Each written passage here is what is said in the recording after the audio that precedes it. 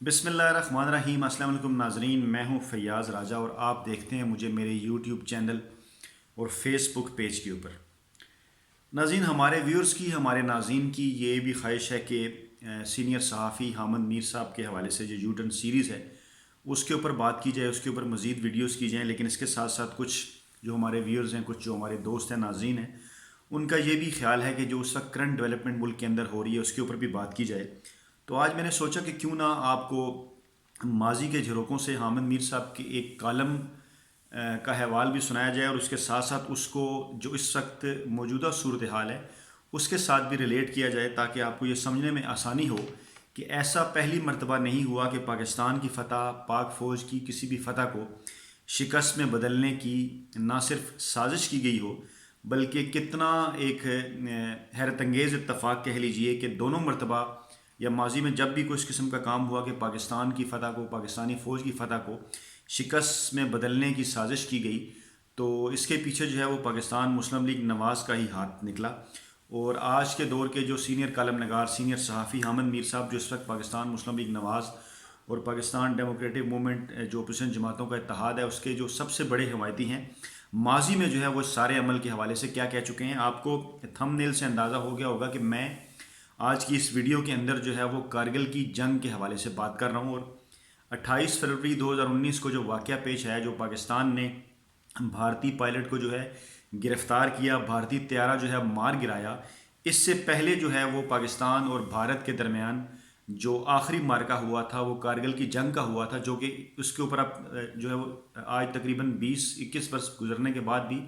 اسرار کے پردے پڑے ہوئے ہیں۔ لیکن یہ ہمارے پاس ایک کالم ہے حامد میر صاحب کا، بھارت مان چکا تھا لیکن،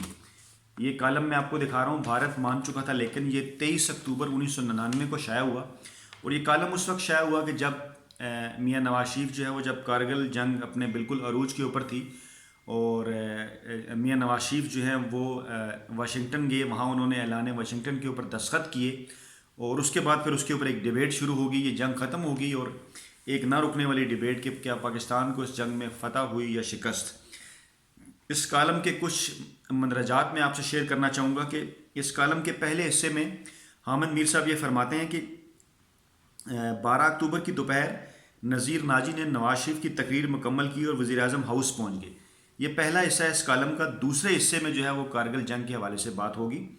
انہوں نے تقریر کا مسودہ نواز شریف کے سامنے رکھتے ہوئے کہا کہ اس تقریر کے بعد کوئی آپ کو بینکوں کا ڈیفالٹر نہیں کہہ سکے گا۔ یہ کہہ کر تقریر انہوں نے ان کے سامنے رکھ دی۔ نواز شریف نے اپنی تقریر پر سرسری نگاہ دوڑائی اور اسے ایک طرف رکھ دیا۔ نذیر ناجی حیران تھے کہ نواز شریف کی ان کی تیار کردہ تقریر میں دلچسپی کیوں نہیں لے رہے کہ اسی دوران کمرے میں حسین نواز داخل ہوا۔ یہ وہی حسین نواز ہے جن کے متعلق گزشتہ دنوں حامد میر نے لکھا کہ بیگم کلثوم نواز نے جب یہ غائب ہوئے حسین نواز تو اس حوالے سے میاں صاحب سے بات کی تھی۔ اس نے چند کاغذ نواز شریف کی طرف بڑھاتے ہوئے کہا کہ یہ آپ کی تقریر کا پہلا حصہ ہے، دوسرا حصہ ابھی ٹائپ ہو رہا ہے۔ نواز شریف نے ان کاغذوں کو غور سے پڑھا اور پھر نذیر ناجی کی طرف بڑھا دیے۔ ناجی نے ان کاغذوں کو پڑھا اور نواز شریف سے کہا ایسا لگتا ہے کہ آپ جنرل پرویز مشرف کو برطرف کرنے جا رہے ہیں، لیکن شاید یہ اعلان تقریر کے دوسرے حصے میں ہوگا۔ نواز شریف نے کوئی جواب دینے کی بجائے ناجی سے پوچھا کہ آپ کا کیا خیال ہے، جنرل مشرف کو برطرف کرنا چاہیے یا نہیں؟ یہ کارگل وار کے بعد کی ساری سچویشن جو ہے وہ ڈسکس ہو رہی ہے، اور یہ 12 اکتوبر 1999 کا واقعہ ہے۔ جی، نذیر ناجی کے بقول انہوں نے جواب میں کہا کہ 1971 میں سقوط ڈھاکہ کے بعد فوج بہت کمزور ہو چکی تھی۔ مشرقی پاکستان میں فوج کی شکست پر حمود الرحمان کمیشن رپورٹ تیار تھی، لیکن ذوالفقار علی بھٹو نے یہ رپورٹ جاری کرنے کی جرت نہیں کی، کیونکہ فوج پھر فوج ہوتی ہے، لہٰذا فوج سے ماضرائی نہ ہی کی جائے تو بہتر ہے۔ حامد میر صاحب کے بقول اس کے جواب میں نواز شریف نے نذیر ناجی کو کہا بھٹو کمزور آدمی تھا، میں ان سب کو سیدھا کر دوں گا۔ حامد میر صاحب لکھتے ہیں یہی وہ لمحہ تھا جب اللہ تعالیٰ نے ایک گمراہ حکمران کی طاقت کا گھمنڈ توڑنے کا فیصلہ کر لیا۔ حامد میر صاحب نے نواز شریف کو گمراہ حکمران اور گھمنڈی حکمران بتایا اور کہا کہ چند گھنٹوں بعد یہی نواز شریف پاکستان کے سب سے کمزور انسان کی شکل اختیار کر چکا تھا۔ حامد میر صاحب اپنی معلومات کی بنا پر کالم میں آگے وہ لکھتے ہیں کہ ہمیں بتایا گیا کہ آخری 2 ہفتوں میں نواز شریف نے ایک سے زائد مرتبہ جنرل پرویز مشرف سے کہا کہ تمام غلط فہمیاں دور ہو چکی ہیں، آپ اپنا دل صاف کر لیں۔ ہم بھی اپنا دل صاف کر لیتے ہیں، میں آپ کو اپنا سگا بھائی سمجھتا ہوں۔ یہ سن کر جنرل پرویز مشرف جو ہے وہ کولمبو چلے گئے۔ نواز شریف نے اپنے آرمی چیف کے ساتھ وہی کیا جو ذوالفقار علی بھٹو کے ساتھ ان کے آرمی چیف نے کیا تھا. جب بھٹو کو یہ اطلاعات ملنے لگی کہ جنرل ضیاء الحق کا امریکی سفیر سے رابطہ ہے اور فوجی بغاوت کا خطرہ ہے، تو جنرل ضیاء نے بھٹو کو ایک خط لکھا جس میں فوج کی طرف سے انہیں بھرپور تعاون کا یقین دلایا. لیکن چند ہفتوں کے بعد جنرل ضیاء نے بھٹو کا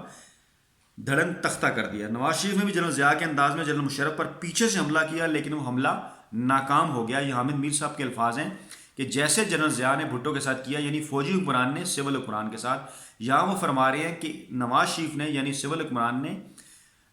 اپنے جرنیل مشرف کے ساتھ وہ کیا، یعنی اس طرح سے وہ مشرف کی سپورٹ کر رہے ہیں. اور حامد میر صاحب جو ہے وہ نواز شریف کو ایک گمراہ اور گھمنڈی حکمران جو ہے وہ بتا رہے ہیں اپنے اس کالم کے اندر. اسی کالم کے میں آگے چل کے وہ لکھتے ہیں کہ نواز شریف اور فوج میں اختلافات کی جو بنیادی وجہ تھی، یہ وہ حصہ ہے جس کی طرف میں آپ کو توجہ دلانا چاہ رہا ہوں، اور آج کے معاملے کے ساتھ میں اس کو ریلیٹ کر رہا ہوں کہ کیسے جو ہے وہ حامد میر صاحب نے پہلے یہ بتایا کہ میاں نواز شریف صاحب نے پاکستان فوج کی جو فتح تھی اس کو کیسے شکست میں بدلا، اور آج جو ہے وہ اس موقف سے پیچھے ہٹ گئے ہیں. حامد میر صاحب فرماتے ہیں اعلان واشنگٹن وہ واحد چیز تھی کہ جس کے نتیجے میں دونوں کے درمیان جو اختلافات پیدا ہوئے. اور انہوں نے کہا کہ بہت کم لوگ یہ جانتے ہیں کہ جون کے پہلے ہفتے میں بھارت کارگل کے محاذ پر اتنے دباؤ میں آ گیا کہ اس نے پاکستان کو خفیہ پیغام بھجوایا کہ آپ سیز فائر کر دیں تو ہم 9 ماہ کے اندر مسئلہ کشمیر حل کر دیں گے. پاکستان نے 9 ماہ کی بجائے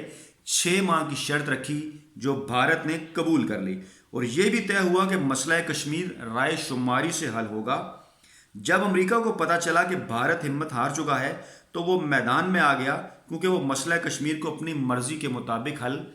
کرانا چاہتا تھا. امریکہ نے نواز شریف کو فوج اور مجاہدین کی واپسی کے لیے قائل کر لیا. جب نواز شریف جولائی کے پہلے ہفتے میں واشنگٹن روانہ ہوئے تو جنرل پرویز مشرف انہیں خدا حافظ کہنے ایئرپورٹ گئے. روانگی سے چند لمحے پہلے تک نواز شریف یہی کہتے رہے کہ آپ فکر نہ کریں، ہم کوئی کمپرومائز نہیں کریں گے. لیکن جب 9 جولائی کو انہوں نے اعلان واشنگٹن پر دستخط کیے تو پاکستان یہ جنگ ہار چکا تھا. حامد میر صاحب لکھتے ہیں 1971 میں 90,000 فوجیوں نے ہتھیار ڈالے تھے، لیکن 1999 میں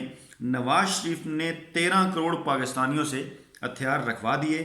قوم کا مطالبہ ہے کہ 13 کروڑ پاکستانیوں کی شکست اور کشمیر کی آزادی کا سودا کرنے والے شخص کے خلاف انکوائری کمیشن تشکیل دیا جائے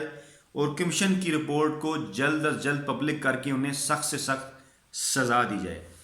جی ناظرین، حامد میر صاحب کے اس کالم کے مطابق حامد میر صاحب نے یہ بتایا کہ ماضی کے اندر بھی جب پاک فوج کو بھارت کے اوپر ایک فتح حاصل ہو چکی تھی تو اس فتح کو شکست کے اندر تبدیل کیا پاکستان مسلم لیگ نواز کے سربراہ میاں نواز شریف نے. آج کتنا دلچسپ اتفاق ہے کہ یہی بات جب ایاز صادق کر رہے ہیں تو ان کا تعلق بھی پاکستان مسلم لیگ نواز کے ساتھ ہے، جنہوں نے اس بات کی طرف اشارہ کیا اور یہ جھوٹا اور گمراہ کن بیان جو ہے وہ قومی اسمبلی میں دیا کہ پاکستان کے اوپر حملہ ہونے والا تھا اور اس لیے ڈر میں آ کے پاکستان نے ابھینندن کو چھوڑ دیا. دوسرا پہلو وہ ہے کہ حامد میر صاحب جنہوں نے 180 ڈگری کا یو ٹرن لیا، اور پہلے وہ یہ فرما چکے تھے، اپنے اس کالم کے اندر لکھ چکے تھے اپنے خبر کی بنیاد پر، اپنی معلومات کی بنا پر، کہ پاکستان جو ہے وہ کارگل کی جنگ نہ صرف جیت چکا تھا بلکہ بھارت جو ہے وہ مسئلہ کشمیر کا حل صرف 6 ماہ کے اندر کرنے کے لیے تیار تھا. لیکن میاں نواز شریف نے اعلان واشنگٹن کے اوپر دستخط کر کے پاکستانی فوج کی اس فتح کو شکست میں بدل دیا. تو ناظرین، آج پاکستان میں جمہوریت کے سب سے بڑے علمبردار، آزادی اظہار کے سب سے بڑے علمبردار حامد میر، جو پاکستان ڈیموکریٹک موومنٹ اور مسلم لیگ نواز کے پکے حمایتی ہیں، آج وہ نہ صرف اپنے اس موقف سے پیچھے ہٹ چکے ہیں بلکہ اس کے ساتھ ساتھ مسلم لیگ نواز، جو کہ حامد میر صاحب کے اس کالم کے ثبوت کے طور پر پہلے بھی پاکستان کی فتح کو شکست میں تبدیل کر چکی ہے، اسی کے ایاز صادق آج پھر قومی اسمبلی کے فلور پر کھڑے ہو کر ایک مرتبہ پھر وہی بات کر چکے ہیں جو کہ ان کے رہنما حامد میر کے بقول 1999 میں بھی کر چکے تھے. ناظرین، آج کی ویڈیو کا مقصد صرف اور صرف یہ تھا کہ ماضی کے اوراق پلٹتے ہوئے آپ کے سامنے نہ صرف سینئر صحافی حامد میر کا وہ موقف رکھا جائے بلکہ پاکستان مسلم لیگ نواز کا وہ سیاہ ماضی بھی آپ کے سامنے لایا جائے کہ ماضی میں بھی کئی مرتبہ پاک افواج کے خلاف جب سازشیں ہوئیں تو اس کے پیچھے جو میاں نواز شریف اور پاکستان مسلم لیگ نواز ہی تھی. اپنی فیڈ بیک سے آگاہ کیجیے گا، ویڈیو میں کمنٹس کی صورت میں. اپنا بہت خیال رکھیے گا. اللہ حافظ.